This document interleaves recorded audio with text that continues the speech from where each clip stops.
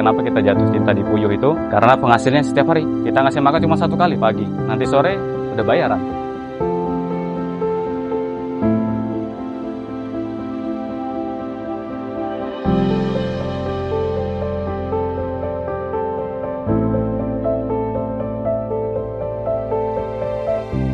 Perkenalkan, nama saya Hardi Setiaramdhani.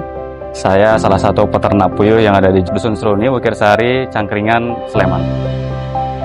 Saya itu orang IT dari SMK, jurusannya Teknik Komputer Jaringan. Kemudian saya kuliah ngambil di pemrograman.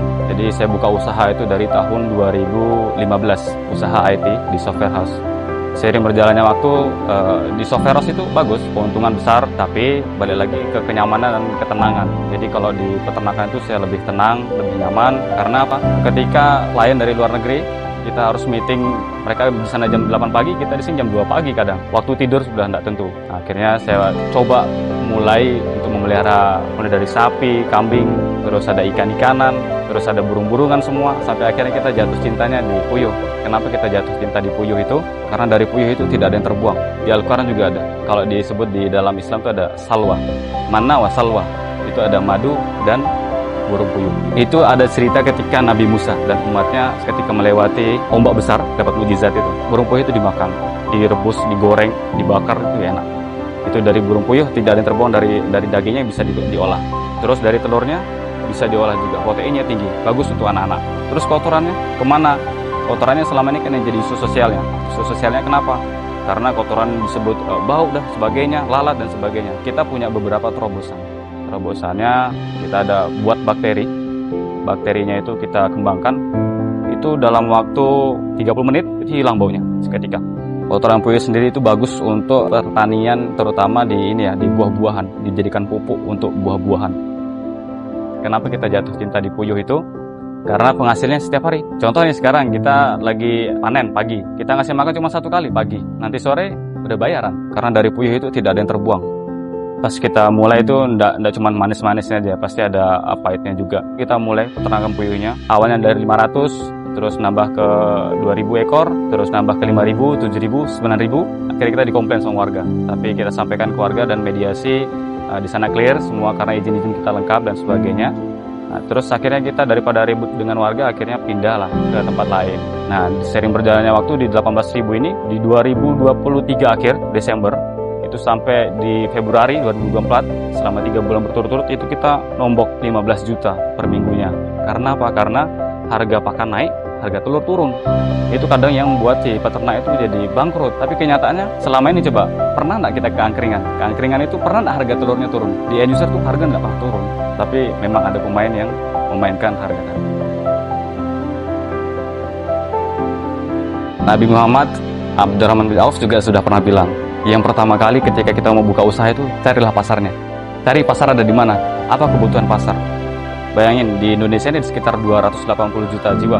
Itu yang bisa kita pasarkan di telur puyuh. Masa satu orang nggak bisa tuh makan 1 telur puyuh? Nah, dari sana tuh kita lihat pasarnya masih sangat luas, masih sangat-sangat blue ocean kalau menurut saya untuk telur puyuh ini. Kita itu riset, pasti. Kebetulan saya orang IT juga, jadi kita riset dari sosial media dan sebagainya.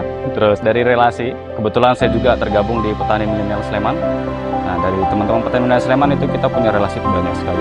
Kalau untuk pemasaran, saat ini kita tuh ada beberapa. Pertama di lokal sendiri itu kita langsung di pengerebus, ada di angkringan, terus ada juga di resto, terus sama satu lagi di rumah sakit. Rumah sakit itu bagus kan untuk proteinnya tinggi. Nah, terus dari kompas.com sendiri itu pernah mengeluarkan artikel bahwasannya kandungan yang terkandung di dalam telur puyuh itu 4 kali lebih tinggi daripada unggas lainnya. Itu kompas.com yang mengeluarkan ya. Kalau kita dari hasil uji lab juga kita ada beberapa lab yang sudah pernah kita ujikan.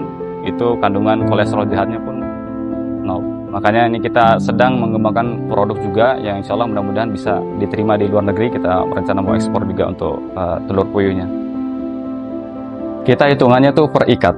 Per ikat itu isinya 900 butir. Nah, kalau kita per hari di kandang sini dengan populasi 18.000 itu bisa menampung sekitar 16 ikat. Lumayan, 2.400.000 per hari. Pagi kerja, siang udah laku. Kalau untuk bibitnya sendiri, kebetulan saya juga mempelajari tentang genetika. Puyuh itu kita kawinkan dengan cara crossbreed. Jadi saya ambil bibit dari si A misalnya, dan si B itu harus dikawinkan. Tidak boleh inbreed, tidak boleh satu turunan. Kita ambilnya cross, beda jenis. Saya sudah buktikan sendiri, ketahanan produktivitas puyuhnya sendiri itu bisa sampai 18 bulan dibandingkan dengan puyuh-puyuh yang lainnya. Kita riset masih skala kecil, belum skala besar, masih main-main biasa aja, penelitian kecil-kecilan. Kalau perawatan simple ya, karena minumnya juga udah pakai nipel ya, atau otomatis kita tinggal ngasih makan aja. Yang paling berat memang di pembersihan kotoran. Kadang kita memang harus ekstra di sana pembersihan kotoran. Paling kerja 2-4 jam. Kalau penyakit itu kita antisipasi dengan vitamin. Untuk puyuh ini semua sih, semua hewan ternak, manusia pun juga seperti itu ya, manajemen kandang atau kebersihan. Kita di sini pembersihan itu kalau bisa setiap hari. Terus untuk disinfektan kita pakai juga untuk penyemprotan. Jadi itu kan ada penyakit ya, penyakit ketika amoniak tinggi. Makanya kita kenapa pembersihan kotoran itu setiap hari tadi, supaya mengurangi tingkat amoniaknya. Kalau untuk pakan, ini itu berkesinambungan ya. Puyuh ini saya bilang, kolaborasi dengan siapapun. Di Jogja ini ada sentra jagung, ada sentra dedak. Kebetulan saya punya rekanan juga untuk pengolahan tepung ikan. Jadi sebenarnya bahan dasarnya cuma 3 itu tadi. Ada bungkil kedelai, ada bungkil kelapa sawit dan sebagainya, untuk campuran lainnya. Nah itu kita sedang riset, sedang mengelola. Rencana insya Allah mudah-mudahan di tahun depan kita akan buat mini feed mill yang akan kita gunakan itu untuk peternak kita dulu, sebelum nanti kita pasarkan dengan harga yang memang terjangkau dan masuk. Dan kebetulan juga saya punya beberapa mitra untuk peternak puyuhnya, peternakan puyuhnya. Jadi mitra itu saya berdayakan, mereka telurnya saya yang ngambil, karena di sini telur saya kurang-kurang terus. Ini seharusnya hari ini datang ada sekitar 200-500 ikat dari peternak yang lainnya.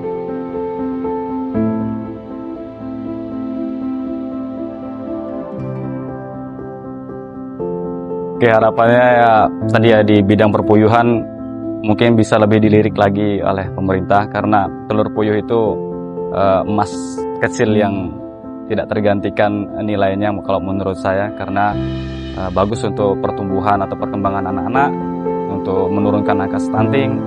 Terus kotoran puyuhnya sendiri itu juga bisa dikelola untuk pertanian yang ada di Indonesia.